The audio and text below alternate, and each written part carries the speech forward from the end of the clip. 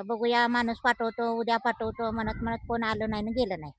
तर इकडे कचरा न्यायला घंटागाडी पण येत नाही आणि पाण्याचा पण हा प्रॉब्लेम आहे. गटारी काढायला पण कोण येत नाही आहे. मला माझं नाव नाव लक्ष्मी क्षीरसागर.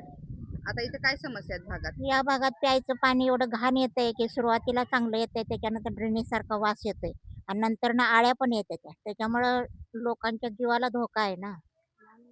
लहान मुलं तुम्ही आहेत. सांगण्याचा कळवण्याचा वरती प्रयत्न केला नाही पण सांगितलं की निकम मॅडमला आल्या होत्या. बघूया माणूस पाठवतो, उद्या पाठवतो म्हणत म्हणत कोण आलं नाही आणि गेलं नाही. तर इकडे कचरा न्यायला घंटागाडी पण येत नाही आणि पाण्याचा पण हा प्रॉब्लेम आहे. गटारी काढायला पण कोण येत नाही आहे. ते यायला पाहिजे. त्यांनी पहिलं चांगलं काम केलेलं आहे, तसं आता इथून पुढं पण करावं अशी आमची अपेक्षा आहे.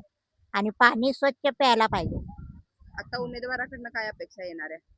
तेच की स्वच्छता पाहिजे, कचऱ्याची गाडी यायला पाहिजे, पाणी स्वच्छ प्यायला यायला पाहिजे. लहान मुलं ते नाहीत ना, डेंग्यूची साथ भीती येते. त्याच्यामुळे आम्हाला स्वच्छ पाणी त्यांनी द्यायला पाहिजे.